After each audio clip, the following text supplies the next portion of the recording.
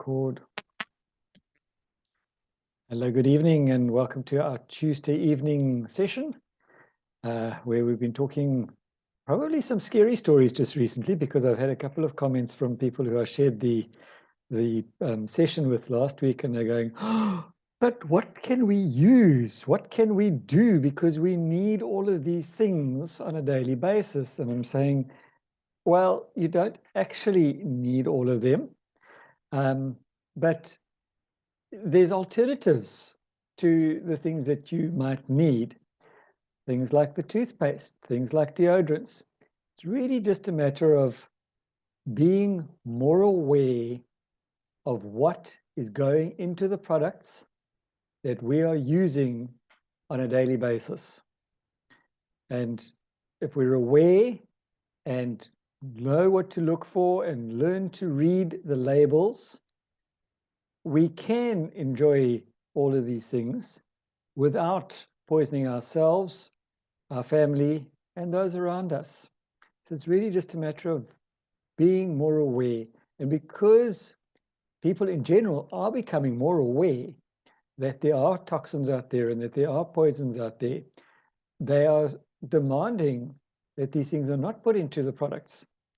And so you see that there's a bit of a shift going across. People are looking more towards green, but green isn't always green. It's like organic isn't always organic. So people are using the terminology, but not always putting the products together correctly. So we still need to be very much aware of what it is that we're purchasing or using on a daily basis. So we went through things like deodorants and some of the skincare last week. And I'm going to share my screen and continue where I left off.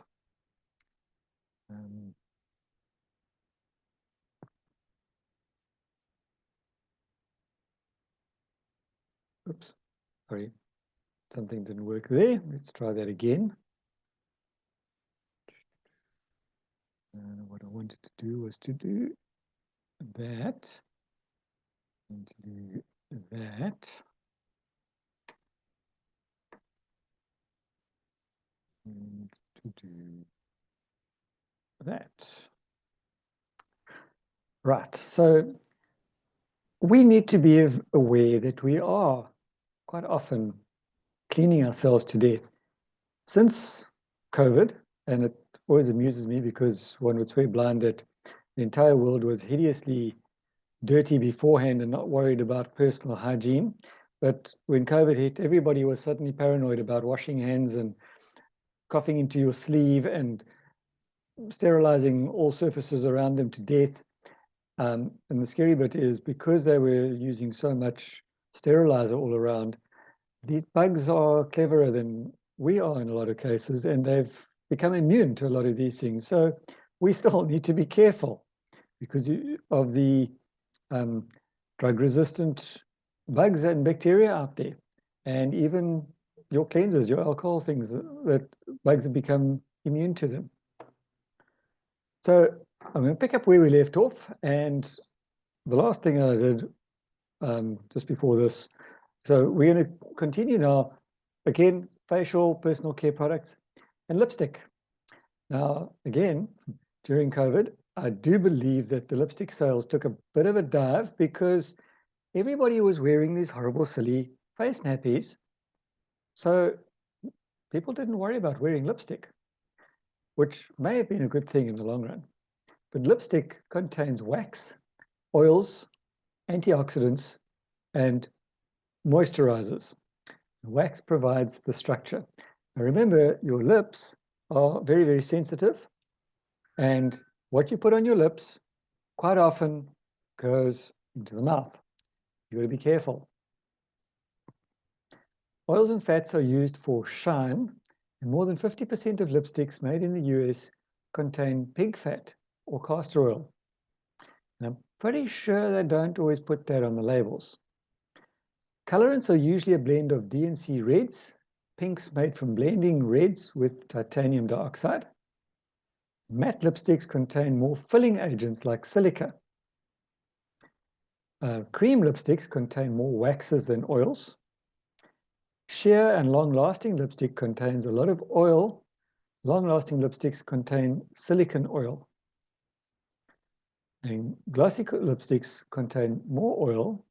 Shimmery lipsticks may contain mica, silica, fish scales, and synthetic pearl particles. Now, this is the scary bit, because the FDA limit for lead in colorants used in cosmetics is typically 20 parts per million. In an FDA 2010 survey of 400 different lipsticks, the average lead concentration was 1.11 part per million, which isn't bad. Now, the results ranged from the detection limit of 0.026 ppm to 7.19 ppm. So that's more than half what the limit is. And the question that the FDA put, is there a safety concern about the lead levels found in lipsticks? No. So we've assessed the potential for harm to consumers from use of lipstick containing lead, the levels found. Lipstick as a product intended for topical use with limited absorption is ingested only in very small quantities. We do not consider the lead levels we found in the lipsticks to be a safety concern. The lead levels we found are within the limits recommended by other public health authorities for lead in cosmetics, including lipstick. And according to the CDC, there is no threshold for adverse health effects in young children has been demonstrated, so no safe blood level has been identified. All sources of lead exposure for children should be controlled or eliminated. So children wearing lipstick? No. And remember, you put on lipstick today, it's not a big problem, but you keep applying it. And that has a cumulative effect. So like everything, one little bit isn't a big deal. Lots of little bits becomes a big deal. One raindrop isn't a big deal. Put a whole lot of raindrops together and you have a flood. Same with snow. One snowflake looks wonderful and attractive, but start to put them together and that can kill.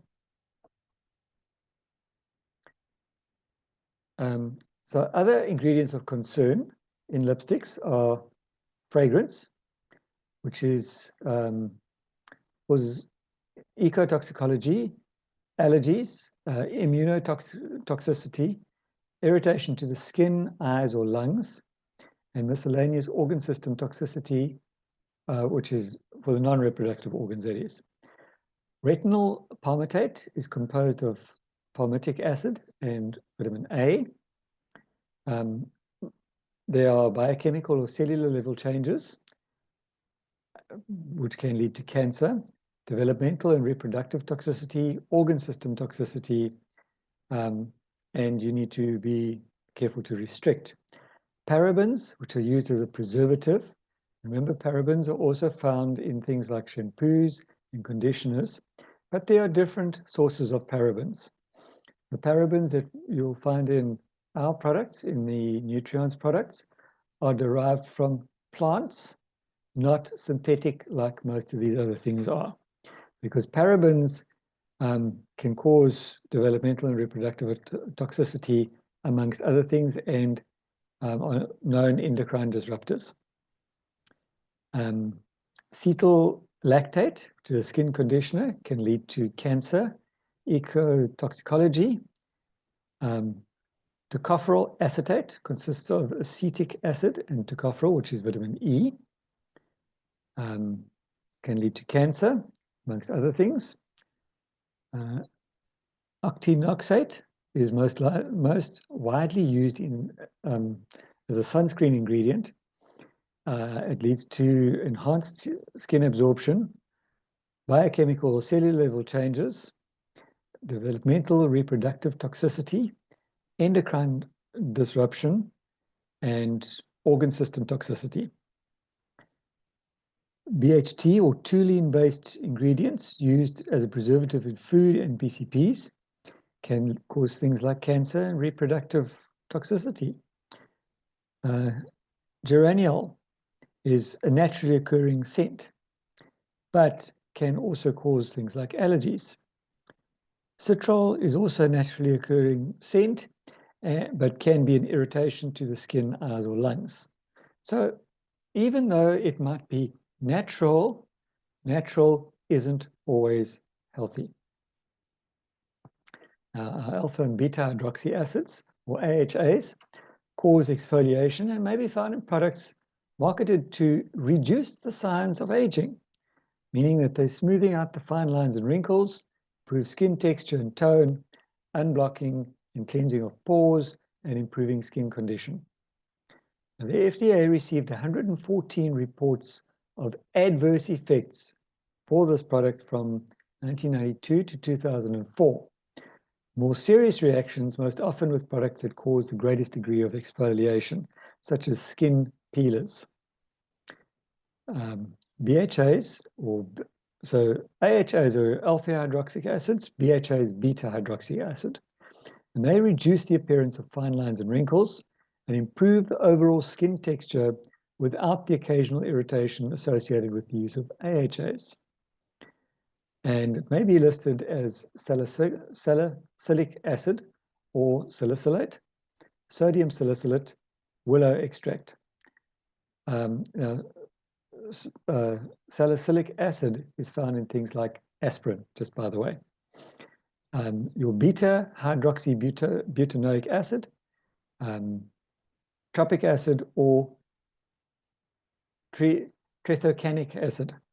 These are all different names for the same thing, which is your beta hydroxy acids. And studies have determined that applying glycolic acid, an AHA, to the skin can make people more susceptible to the damaging effects of the sun, including sunburn. So some of those sunscreens might not be that good. Some of your base creams and things might not be that healthy for you. And the FDA advises precautions to be taken for the use of cosmetics containing AHAs and BHAs. You need to test any product that contains a BHA on a small area of skin before applying it to a large area. If you experience skin irritation or prolonged stinging, stop using the product and consult your physician. Follow the use instructions on the label and do not exceed the recommended applications. And avoid using BHA-containing products on infants and children because their skin is a lot more delicate than ours. And use sun protection if you use a BHA product. So one's got to be careful. I've noticed that when people are being prepped for theatre, they paint a little area on the skin with iodine, and they also put a little piece of elastoplast on their skin before they go into theatre, because people are becoming allergic to things like iodine and elastoplast. Same with this salicylic acid. You take aspirin. If you've got a headache, you take an aspirin. But when you have that in a skincare product, it can cause a problem. The FDA warns consumers not to use skin creams, beauty and antiseptic soaps, or lotions that might contain mercury. Now, in theory, mercury is banned and shouldn't be being used. However, products marketed as skin lighteners and anti-aging treatments that remove age spots, freckles, blemishes, and wrinkles could possibly contain mercury, and products with mercury have been found in at least 7 states in the US. You don't know it. Products manufactured abroad and sold illegally in the US, often in shops in Latino, Asian, African, or Middle Eastern neighborhoods, and online, often contain mercury, and mercury can damage the kidneys and the nervous system and interfere with the development of the brain in unborn children and very young children. So ladies who are wanting to fall pregnant or who are pregnant or are breastfeeding babies need to be extremely careful. Children can be exposed to mercury from breathing vapors from a product or touching the product and then putting their fingers in their mouth. You know, most children touch something, immediately goes into their mouth. On the floor, things around us. They're touching everything and tasting everything. And that's why they are so much more exposed to these poisons. So there's been an update on the sunscreen regulation, and this new regulations are effective as of the 17th of December 2012. So they're no longer that new, so they're at least 10 years old. But standards for testing the effectiveness of sunscreen products and require labeling that accurately reflects those test results. Proposed regulation to limit the maximum SPF or sun protection factor value on sunscreen labeling to SPF 50 plus. Labeling changes, sunscreens with broad protections labeled broad spectrum and SPF 15 or higher.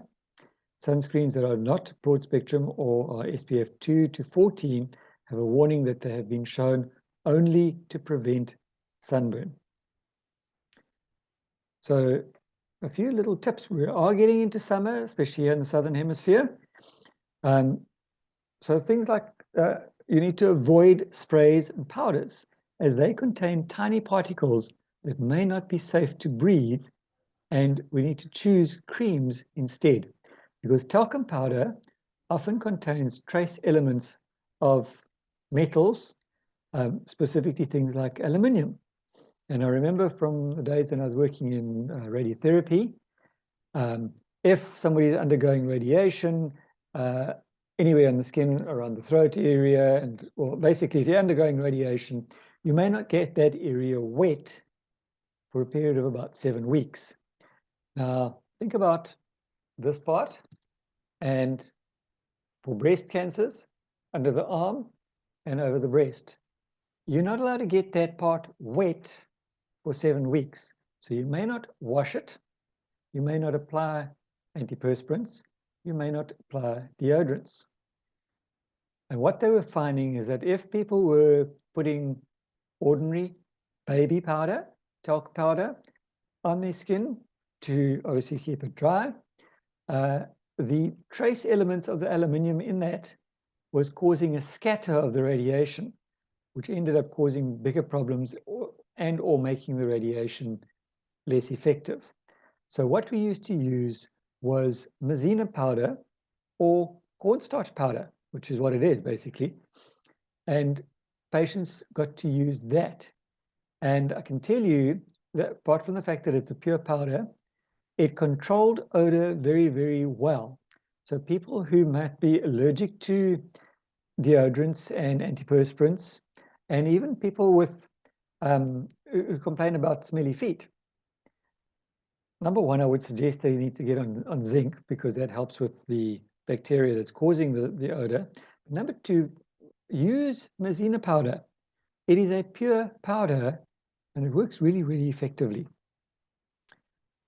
We need to avoid retinal palmitate, which is also known as vitamin A, as tumors and lesions develop on skin coated with vitamin A faster in studies, and oxybenzone, which is a synthetic estrogen that penetrates the skin.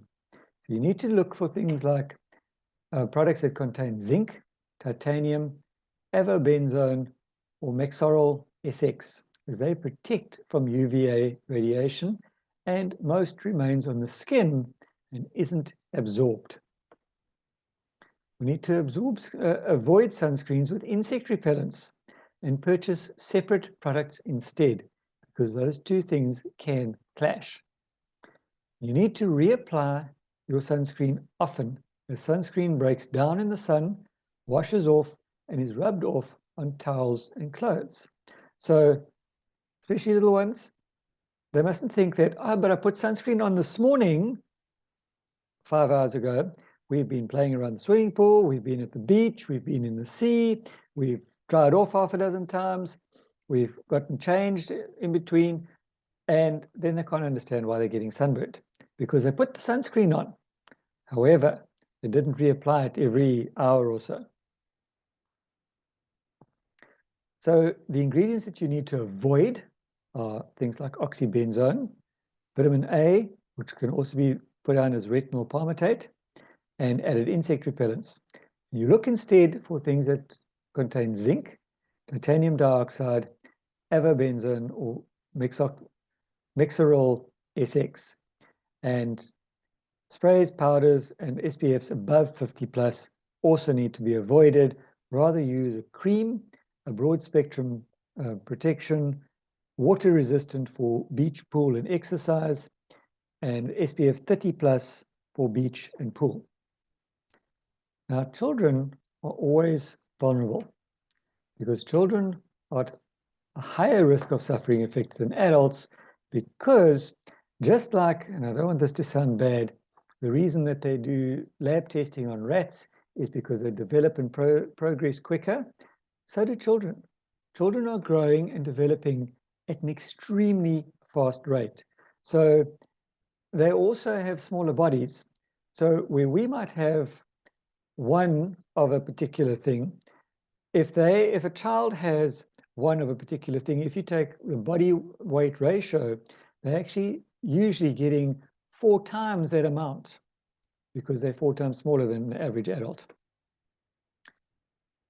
You need to be very aware of where your children's hands have been and what they're putting in their mouths. Now, on the other side, by doing this, children are able to then develop the immune system by being exposed to dirt and bacteria, but obviously there's a limit to what you want to do because the immune system is still learning to develop as well. And children have a greater pound for pound or kilogram for kilogram intake of air, water, and food. They have heightened sensitivity as their bodies are growing and developing, and their skin is 30% thinner than adults and can absorb far more from the skin surface. And they don't always have the same ability to excrete toxins. And this is one of the things that they're finding in children with I can't think of the name offhand. They call it the spectrum. And quite often in those children, they have greater levels of lead in their system, which their body cannot process out of their system. And that's where they develop these problems. Autism is the word I'm thinking of. And autism is becoming very, very common these days in children. And it covers a broad spectrum of presentations and symptoms. But one of the causes, which is the knowledge that they're starting to research at the moment, is due to the exposure of children to heavy metals, specifically lead. Blood-brain barrier that helps block chemicals from penetrating the brain isn't fully developed until 6 months of age. And they have a lot more years of future life left. So they've got a lot more chance of developing cancers, specifically at a younger age, than people who are in their 60s to 80s. So there are alternatives that we need to look at. And you need to look for products that are free of parabens, triclosan, fragrance, phthalates, but be aware that because of this, their price range varies significantly. And sadly, people often shop according to price, not according to label. And this is where we need to educate people and explain to them that they do need to rather learn to read labels than just look at the price tag. Because their health, I think, is probably more valuable than purchasing price. Now, the performance range varies significantly from better than to not as good as conventional counterparts. So because it's natural, doesn't always mean to say that it's better. It might not be as potent. So consider products without these ingredients that may perform differently. Things like shampoo without sodium lauryl sulfate will not be as foamy, for instance, specifically in different types of water. Consider if the ingredient is necessary. In other words, does my soap have to be antimicrobial? Does my face soap have to be pH balanced? Does the scent matter? And quite honestly, in my opinion, your soap doesn't need to be antimicrobial, because plain ordinary soap tends to loosen the bacteria, stun it to a certain extent, and then with simple running water, we flush all the bacteria off. So you don't need something in there to kill off the bacteria, because it could be harmful to you, and it could make those bacteria become resistant. Does my soap have to be pH, or face soap have to be pH balanced? I don't know. That depends on your skin, because if you have sensitive skin, you probably do want it to be pH balanced. If not, maybe not. Scent, where do they get the scent from? Is it a natural source, or is it a nature identical source? Because there are differences. I'm running out of time over here. Deodorant with lower levels of aluminium, or preferably aluminium free. There are many lower level aluminium versions that are cost competitive these days. And you need to read the label, because I have noticed now on the one that I use, and I have been using for a number of years, it took me a while of very careful studying to find one that didn't have aluminium in it. And then they changed the variation, so the antiperspirant version does have aluminium in it. I choose not to use that one. And now I see the latest packaging that it's coming out with is showing in quite big letters that there are 0% of aluminium salts in it, which is always good to know. Aluminium-free versions may cost more, and in other words, generally do cost more. And we need to consider the performance of products with less aluminium.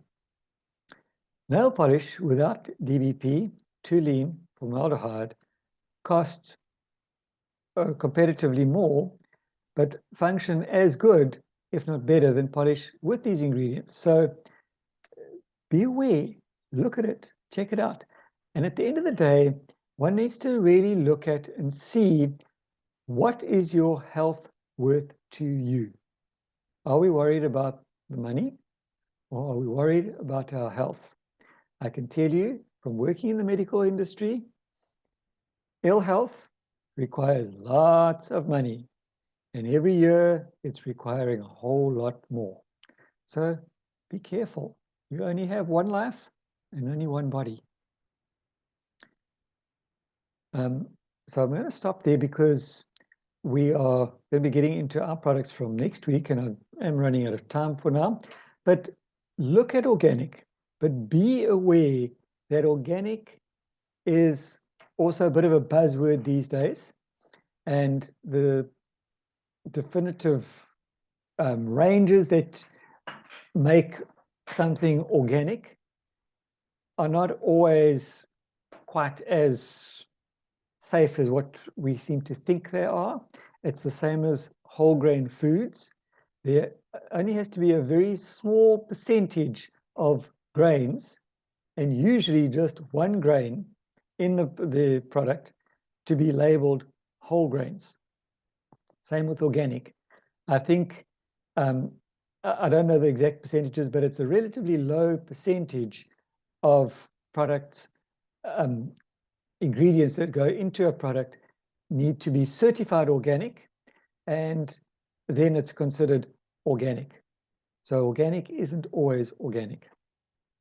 And as I said, that's where I'm going to end, because we do have alternatives in our product range, in the Neolife range. So we've got about 6 minutes left.